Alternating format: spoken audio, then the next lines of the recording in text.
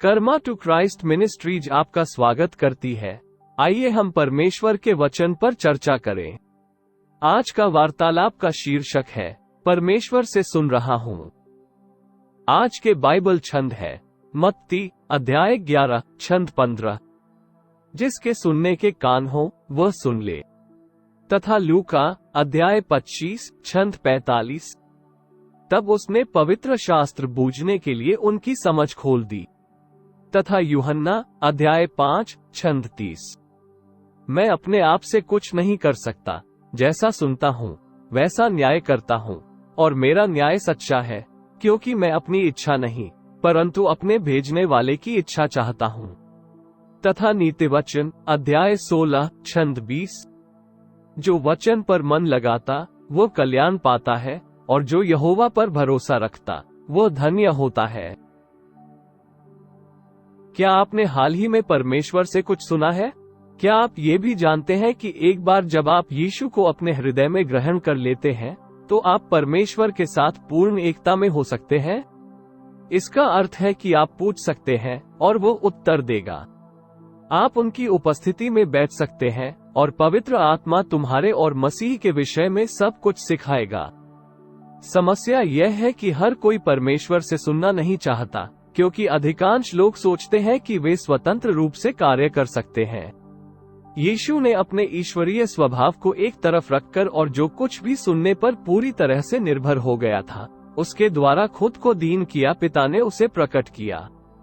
उन्होंने ऐसा इसलिए किया ताकि हमारे लिए एक उदाहरण पेश किया जा सके कि हमें कैसे जीने की जरूरत है।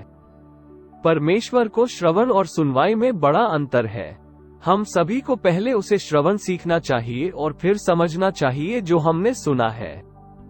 दूसरे शब्दों में, हमें उन तरीकों का पालन करना और चलना है जो हमें निर्देश दिए गए हैं। ये केवल हमारी सुरक्षा और जीवन में सफलता के लिए है। हमने कितनी बार अपने माता पिता को एक ही बात को बार बार दोहराते सुना है, लेकिन हमने शायद ही कभी सुना हो। यदि आप एक माता पिता हैं, तो अंततः आप अपनी सांसें बर्बाद करना बंद कर देंगे और अपने बच्चे द्वारा अनदेखा किए जाने या यहाँ तक कि बदले की कार्रवाई से भी बचेंगे। परमेश्वर भी उसी तरह काम करता है। वो उनसे बोलेगा, चेतावनी देगा, मार्गदर्शन देगा और सिखाएगा जो कान खोलकर उसके सामने दीन होते हैं। बॉब गैस कहते हैं, ऐसा क्यों है कि हम संकट के समय में परमेश्वर से सुन सकते हैं फिर भी अन्य समय में नहीं? क्योंकि हमारे पास और कोई विकल्प नहीं है।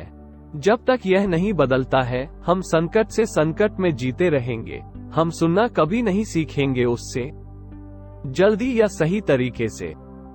परमेश्वर स्वर्ग के राज्य की छिपी हुई शक्ति और ज्ञान को उन लोगों पर प्रकट करेगा जो सुनने और पालन करने के इच्छुक हैं।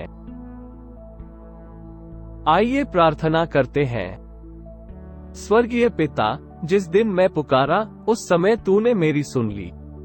जिस दिन मैंने पुकारा उस दिन तुम निकट आ गए आपने और कहा, डरो मत। मेरे लिए आपके विचार कितने अनमोल हैं, हे परमेश्वर।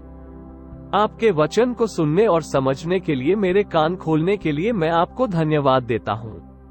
मुझे देने के लिए धन्यवाद, आपसे निर्देश और मार्गदर्शन प्राप्त करने की क्षमता। हम आपको धन्यवाद देते हैं कि क्रूस पर यीशु के कार्य के माध्यम से हम आपके साथ एक व्यक्तिगत संबंध बना सकते हैं। आपके निर्देशों की अनदेखी करने और हमारे जीवन के हर क्षेत्र में आपसे सुनने की इच्छा न रखने के लिए हमें क्षमा करें। हमारे ऊपर के अधिकार के विरुद्ध हमारे विद्रोह के लिए हमें क्षमा करें, जिसे आपने अतीत में हमसे बात करने के लिए प्रयोग किया है। हम आपकी आज्ञाओं से प्यार करना चाहते हैं और उनका पालन करना शुरू करते हैं। हम घोषणा करते हैं कि आज से हमारी समझ खुल गई है और हम आपके सभी निर्देशों का पालन करना चाहते हैं। हम आपकी आज्ञाओं का पालन करने के लिए आपके वचन में प्रतिज्ञा की गई आशीषें और समृद्धि प्राप्त करते हैं। यीशु के सामर्थी नाम में, आमीन।